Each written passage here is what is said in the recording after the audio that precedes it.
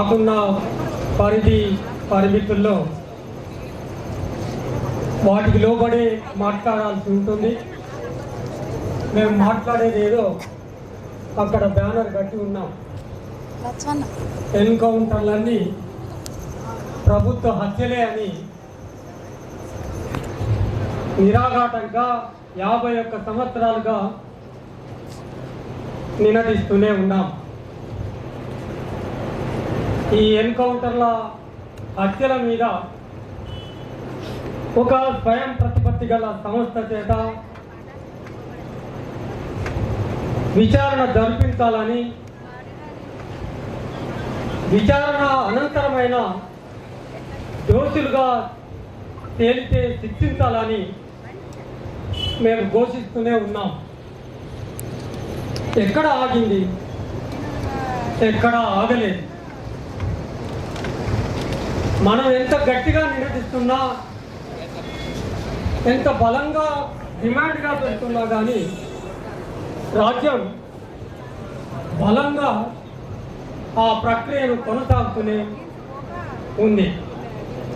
దీనికి ఒక్క పౌర హక్కుల సంఘం కృషి మాత్రమే సరిపోదు. విస్తారమైన ప్రజానీకం ఆ నినాదంతో ముందుకు రావాల్సిన అవసరం అయితే ఉంది. ఇవాళ అక్కడి నుంచి మొదలుపెట్టి పథకాల మీద పథకాలను ప్రకటిస్తూ ఇవాళ ఆపరేషన్ కగారు వరకు వచ్చింది. ఈ గ్రామం నుంచి అందరికీ చాలా ప్రేమగా పిలుచుకునే, చిట్టమ్మగా పిలుచుకునే రేణుక మళ్ళీ శవమై మన కళ్ళెదుట కనబడటం అనేది ఇది ఎన్ని సందర్భాల్లో భరిస్తూ ఉంటాం. నిజానికి రేణుకకు పౌర హక్కుల సంఘానికి ఏం సంబంధం? రేణుక చేతిలో ఏముందో మాకు అనవసరం. కానీ రేణుక లాంటి వాళ్ళు నడిచిన ఆ పాద ముద్రలకు రక్తం ఎందుకు అంటుతుందో చెప్పటం మా బాధ్యత. వాళ్ళు నడుస్తున్న బాటలో రక్త అడుగులు ఎందుకు అవుతున్నావో చెప్పాల్సిన, అడుగుల వెనుక ఉన్న గుట్టును విప్పాల్సిన బాధ్యత ఒక హక్కుల సంఘం పైన ఉంటుంది. ఆమె చేతిలో ఆయుధం ఉందా? ఆమె ఆ తుపాకులకు పని చెప్పిందా? ఆ ఆయుధానికి మార్గదర్శకం ఇస్తున్న వాళ్ళ పద్ధతులకు, విధానాలకు సంబంధం ఉన్నా లేకున్నా ఏ ఆశయంతో రేణుక ప్రయాణం సాగించిందో ఆ ఆశయం మాత్రం చాలా ప్రజలని విముక్తి చేసే ఆశయం అని, అది ప్రజల ఆకాంక్ష నుంచి వాళ్ళ హృదయాలలోకి చేరిన ఒక ఆకాంక్ష అని, దానికి ఒక ప్రజాస్వామిక స్వభావం ఉందని ఎలుగెత్తి చాటగలదు పౌర హక్కుల సంఘం. మరి ఇంత క్రూరంగా మారి ఒక్క రేణుకను చంపటానికి వాళ్ళ లెక్కల ప్రకారంగా అంతా అయిపోయింది, లెక్క పెట్టే నంబర్లోనే ఉన్నారు అని మీరు చెబుతున్నప్పుడు ఒక్క రేణుకను చంపడానికి లక్షలాది సైన్యం, ఒక లెక్క ప్రకారంగా 7 లక్షల సైన్యం దండకారణ్యంలో ఎందుకు మోహరించబడింది? 650 పైగా మిలిటరీ క్యాంపులు అక్కడ ఎందుకు నిర్మించబడ్డాయి? ఎంతమందిని చంపుతారు మీరు? చంపటానికి ముహూర్తం పెడతారా? జనవరి 1, 2024 నాడు మొదలుపెట్టిన మీ ఎన్కౌంటర్ల పర్వం ఎంతవరకు పోయింది? ఇవాళ 480 మందిని చంపారు. దీనికి వాళ్ళు ఏర్పాటు చేసుకున్న ఒక పార్టీ అది ప్రజల చేత నిర్మాణమైన పార్టీ. ఆకలి కొన్న వాళ్ళు, డొక్కలెండుకుపోయిన వాళ్ళు, దరిద్రాన్ని అనుభవించిన వాళ్ళు, వివక్ష అనుభవించిన వాళ్ళు, విసిరేయబడ్డట్టు సమాజంలో వెలివేయబడ్డ వాళ్ళతో నిర్మాణమైన ఆ పార్టీ కొన్ని రాజకీయ లక్ష్యాలతో ముందుకు సాగుతున్న ఆ పార్టీ రాజకీయ పార్టీతో రాజకీయంగా వ్యవహరించాలి కానీ తూటాలతో తుపాకులతో సమాధానం చెప్పేది ఏందని అడుగుతూ ఉన్నాం. నిజానికి ఇవాళ కేంద్రంలో ప్రభుత్వం ఉన్న బీజేపీకి ఒక రాజకీయం అంటూ ఉంటే కదా, దానికి ఉన్నదల్లా ఆర్ఎస్ఎస్ ఫిలాసఫీ కదా. ఆర్ఎస్ఎస్ భావజాలం ఏం చెప్తుంది? అది ఒక ఫాసిజాన్ని గురించి చెప్తుంది, మనుషుల్ని చంపమని చెప్తుంది, మనుషుల మధ్యలో అంతరాలు చూపిస్తుంది, మనుషుల మధ్య వివక్ష చూపుతుంది. దాన్ని అమలుపరచడం కోసం దానికి రాజకీయ అధికారం కూడా కావాలి కనుక రాజకీయ అధికారం సాధించడం కోసం ఒక బీజేపీ రూపంలో రాజకీయ అవతారాన్ని ఎత్తి రాజకీయంగా బలంగా అయిన తర్వాత నీ దగ్గర ఆయుధ బలం ఉందని, నీ దగ్గర అంగబలం ఉందని, అన్ని రకాలుగా శక్తివంతులమని ఒక చిన్న పార్టీని తుదముట్టించడానికి నీవు ముహూర్తం పెట్టి తుదముట్టించటం అనేది ప్రజాస్వామ్యం అని చెబుతావు. ప్రజాస్వామ్యంలో హింసకు తావు లేదంటావు.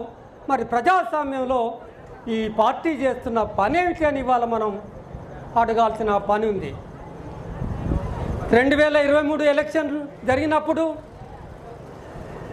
ఛత్తీస్గఢ్ ముఖ్యమంత్రి మేము మావోయిస్టులతో చర్చలు జరుపుతామన్నాడు.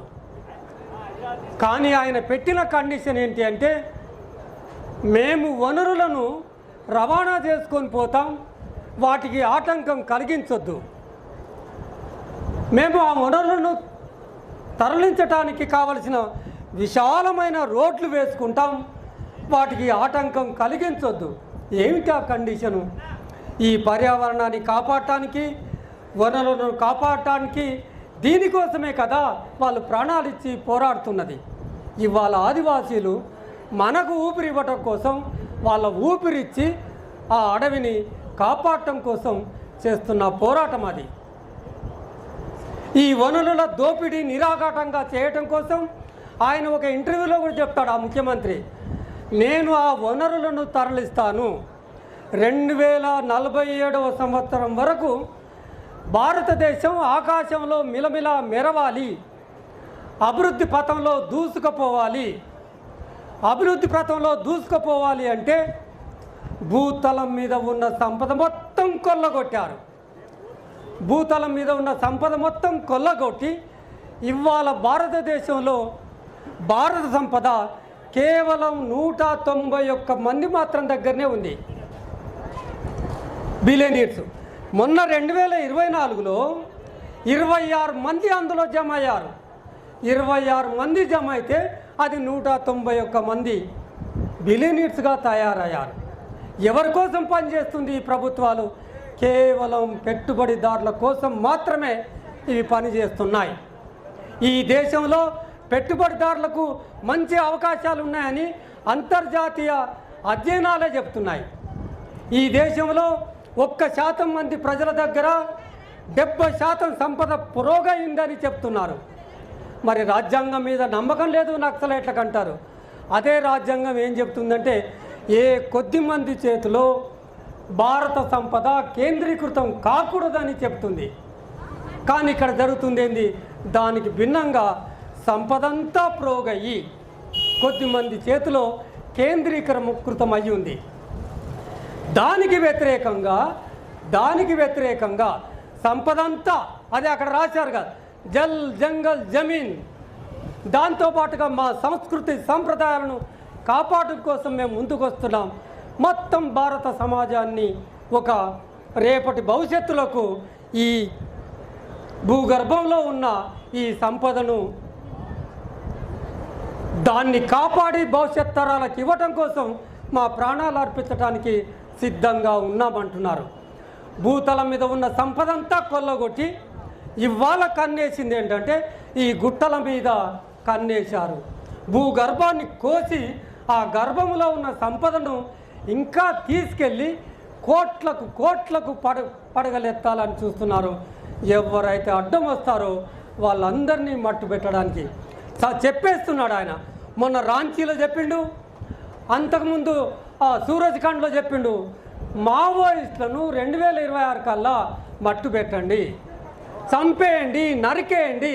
ఈ పరిభాష ఏంటి అని అడుగుతా ఉన్నాం. మనం ఒక ప్రజాస్వామిక దేశంలో ఉన్నామా? మీ ఆర్ఎస్ఎస్ ఫిలాసఫీ అక్కడే పెట్టుకోండి. కానీ భారతదేశానికి ప్రధానమంత్రి హోదాలో ఉండి, భారతదేశానికి హోంమంత్రి హోదాలో ఉండి ఆయన ఉపయోగిస్తున్న ఆ పరిభాష ఏంటి? అలాంటి సంపదను కాపాడు కోసం, అలాంటి అసమానతలను తొలగించుకోవటం కోసం, ఒక మామూలుగా చెప్పాలంటే ఒక ఆత్మ గౌరవ పరిరక్షణ కోసం ఒక చిట్టమ్మ ఒక చైతుగా పరిణామం చెందింది. ఇవాళ రాజ్యం ముందు మేము చెప్తున్నది ఏంటంటే, ఒక సాధారణ మహిళ చిట్టమ్మ, ఒక సాధారణ మహిళ రేణుక ఎందుకోసం పరిణామం చెందింది, ఒక చైతుగా పరిణామం చెందింది. ఇంకా నీవు ఆలోచించాలంటే, ఒక సామాన్య గృహిణిగా ఉన్నవాళ్ళు, ఒక సామాన్య జీవితం గడిపిన ఒక మహిళ, ఒక పురుషుడు ఆయుధం బట్టి నీ మీద ఎందుకు పోరాటం చేస్తున్నాడని దాన్ని శాస్త్రీయంగా అధ్యయనం చేయాలి. కానీ ఆయుధం పెట్టి పట్టినందుకు తుపాకీ పడితే కాల్చేస్తామట పోలీసు వాళ్ళు చెప్తున్నారు, భారత పాలకులు చెప్తున్నారు. తుపాకులు పట్టడము మీరు తయారు చేసుకున్న చట్టం ప్రకారంగా నేరమే కావచ్చు, ఆయుధాలు కలిగి ఉంటాము నేరమే కావచ్చు. కానీ ఎంత నేరం, ఆ నేరానికి ఎంత శిక్ష, ఆ నేరం దాన్ని నేరంగా గుర్తించటం, ఆ నేరానికి ఎంత శిక్ష విధించటం, అన్ని సెక్షన్లతో తయారు చేసిన చట్టాలు ఉన్నాయి కదా. ఆ చట్టాల ప్రకారంగా, ఆ చట్టంలో రాసుకున్న సెక్షన్ల ప్రకారంగా రేణుకకు ఎంత శిక్ష వేయాలో అంత శిక్ష వేయాలి. కానీ మరణ శిక్ష వేయటం ఏంటి అని ఇవాళ మనం ఆలోచించాల్సిన అవసరం ఉంది. తుపాకీ పడితే చంపుతానంటున్నావు కదా, సరే మరి నువ్వు చంపే సమయానికి రేణుక చేతిలో ఏ ఆయుధం లేదు కదా. 2023 డిసెంబర్లో తెలిపావు కదా బహిరంగంగా, మావోయిస్టులకు ఒక లేఖ పంపావు కదా, నేను మీతో చర్చలు చేస్తాను, మీరు ముందుకు రండి అని ఒక లేఖ పంపావు కదా. మరి రేణుక ఆమె ఒక జోనల్ కమిటీ మెంబర్ కదా, ఒక పార్టీ సభ్యురాలు కదా, మరి ఆమెతో ఎందుకు చర్చలు జరపలేదు అని ఇవాళ మనం అడగాల్సిన ప్రశ్నలు అవి. అది కాదు, మారణ హోమం నరసంహారానికి తెరదీసింది ఈ బీజేపీ ప్రభుత్వం. దీన్ని ప్రజలంతా ఓడించాల్సిన అవసరం ఉంది. అయితే మనం ఒక రేణుక జీవితం గురించి చాలామంది చెప్పారు. రేణుకనే కాదు, మొత్తం పార్టీలోకి ఉద్యమాల్లోకి పోయిన వాళ్ళ జీవిత చరిత్రలన్నీ అధ్యయనం చేయండి. ఇవాళ రేణుక ఈ భూస్వామ్య భావజాలం, ఆమె చదువుకున్నది, లా చేసింది, ఆమె సౌఖ్యంగా సుఖంగా సౌభాగ్యవంతంగా ఇక్కడే బ్రతకొచ్చు. కానీ తన చుట్టూ ఉన్న పరిస్థితులు ఆమెను స్థిరంగా స్థిమితంగా ఉండనీయలేదు. ఆమె స్వయంగా అనుభవించిన పురుషాధిక్యం ఆమెను స్థిమితంగా ఉండనివ్వలేదు. ఆమె చూస్తున్న ఈ కుల వివక్ష, ఒకరు గొప్పోళ్ళు, ఒకరు పెద్దోళ్ళు, ఒకరు అంటనాలు వాళ్ళు, ఒకరు అగ్రకుల వాళ్ళు, ఒకరు పైన ఒకరు కింద, ఏంది ఇది అని ఆలోచించింది. ఆమె ఎక్కువ మాట్లాడదని సావిత్రి చెప్పింది, ఎక్కువ ఆలోచించింది కదా చిట్టమ్మ, ఎక్కువ ఆలోచించింది. ఈ కుల వివక్షకు కారణమేమిటో ఆలోచించింది, ఈ పురుషాధిక్యతకు కారణమేంటో ఆలోచించింది. ఈ కులాలేంది, మతాలేంది, వివక్ష ఏంది, ఒక మనిషి మరొక మనిషికి మంచినీళ్ళు తాగటానికి ఇవ్వకపోవటం ఏంటి, అంటరాని వాడిగా చూడటం ఏంటి, ఉద్యమాల్లోకి దూకింది. ఈ న్యాయం న్యాయశాస్త్రాన్ని చదివింది. న్యాయశాస్త్రాన్ని చదివి న్యాయం ఇక్కడే ఆమె వెతకొచ్చు, ఇక్కడ న్యాయం దొరకదని భావించింది. పోలీసులు మా పౌర హక్కుల సంఘంలో ఉన్న న్యాయవాదులకు ఒక్కొక్కసారి అరెస్ట్ చేసి కూర్చోబెట్టి హితబోధ చేస్తారు. మీరు నక్సలైట్లకు బెయిల్ కోసం ఎందుకు వేస్తారండి? మీరు ఎన్నో కేసులు, ఎన్నో యాక్సిడెంట్ కేసులు మేము తీసుకొచ్చి ఇస్తాం, మీరు యాక్సిడెంట్లు చేయండి, మామూలు కేసులు చేయండి, లక్షలు సంపాదించండి, మేము అడ్డం రాము. మాకు మీరు వ్యతిరేకులు ఎప్పుడు అవుతారంటే నక్సలైట్లకు బెయిల్ కోసం వేసినప్పుడు మాత్రమే మాకు శత్రువులు అవుతారు. తస్మాత్ జాగ్రత్త అని ఒక హెచ్చరిక కూడా జారీ చేసిన సందర్భాలు రేణుక మొత్తం అధ్యయనం చేసి ఉన్నది. కనుక ఇక్కడ న్యాయం దొరకదనుకున్నది రేణుక. ఎక్కడ న్యాయం దొరకాలో అక్కడ పోయింది. రేణుక పోయింది అడవిలకు కాదు, గుర్తుపెట్టుకోండి. మనకు ఊరుకు మధ్యలో మైదానం ఉంది, అక్కడ కూడా అట్లాగే గ్రామాలు ఉంటాయి. గ్రామాలకు గూడాలకు మధ్యలో చెట్లు ఉంటాయి, అంతే తేడా. కానీ పోయింది చెట్లలోకి, పోయింది అడవిలోకి కాదు. ఎవరికైతే అసలైన సిసలైన న్యాయం అందాలో, ఎవరికైతే వివక్ష గురించి తెలియజేయాలో, ఎవరికైతే పురుషాధిక్యత గురించి తెలియజేయాలో, ఎందుకు ఈ అసమానతలు ఉన్నాయో ఎవరికైతే నిజంగా చెప్పాలో వాళ్ళకు చెప్పటం కోసం, వాళ్ళను చైతన్యం చేయటం కోసం ఆ అడవిలో ఉన్న గ్రామాలకు చేరుకున్నది. కానీ తీరా పోతే అక్కడ ఏం కనబడింది రేణుకకి? రేణుక ఎక్కడ ప్రయాణం చేస్తే శత్రువు కూడా అక్కడే ప్రయాణం చేసుకుంటూ పోయినాడు. అక్కడ ఆమె ఎక్కడైతే ప్రయాణం చేసిందో, ఎక్కడైతే తన అడుగులు పడ్డాయో, ఇక్కడ మైదాన ప్రాంతంలో ఏమి చూసిందో అంతకంటే భయంకరంగా అక్కడ పరిస్థితులు ఉండమే కాకుండా రాజ్యం అనేది విరుచుక పడింది. రేణుక నిజానికి జీవితాంతం ఉద్యమానికి అంకితం చేసింది. అనారోగ్యం వల్ల సాధారణంగా ఆ గూడాల్లో వాళ్ళలాకేనే మారిపోయి మరింత ఆరోగ్యవంతంగా అయిన తర్వాత ఇవాళ మళ్ళీ ఆ ఉద్యమాన్ని కొనసాగించాలనుకున్నది. ఆ బుక్కు తీశారు, అందరిలాంటి చావు కాదు అని. అందరిలాంటి చావు కాదేమో కానీ రేణుకది అందరిలాంటి జీవితం కాదు. ఆ జీవితంలో రేణుక గడిపిన జీవితంలో ఒక్కడుగు వేసినా కానీ చాలామంది యువకులు ఉన్నారు, ధన్యమవుతుందని చెబుతూ నిర్వాహకులకు ధన్యవాదాలు.